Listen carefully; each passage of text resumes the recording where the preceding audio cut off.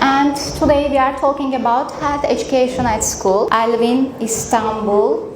My special area, public health nursing, and I am interested in school health and school health.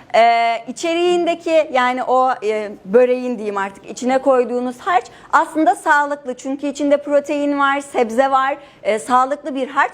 Sambustaki tek problem çok fazla yağ. Sidoo kale community oo kale public and private sectors oo kale haddii isku tagaan caafimaadka ay abuurayaan dad waxaa jira oo partnership ka qayb qaadanayaan oo kale lacag fun ku bixinayaan maxaa waa caafimaadka markii la subinayo saddexdan shay martaa هذا معنى ظهر أو شرح هذا معنى محاولة إلا هلا معنى نظام معنى.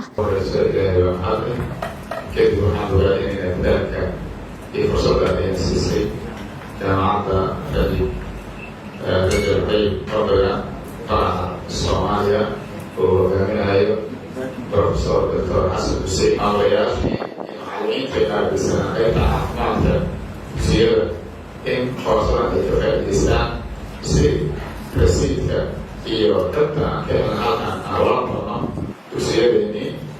Çok mutlu olduk. Umarım kurs faydalı geçmiştir.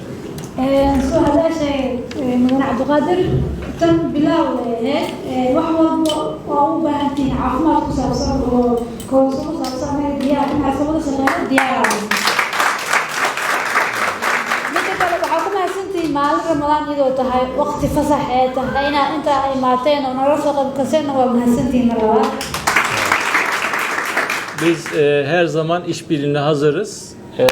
Hocalarımız, yerimiz her zaman işbirliğine hazır. Bunu tekrar ifade etmek istedim. Tekrar Allah razı olsun. Şimdiden Ramazan bayramımız mübarek olsun. Allah'a emanet olun. shaqo wadaag caafimaad ku saabsan inay caawin karno diyaar ah. Hadda maxaan inaad ciid wanaagsan maadaama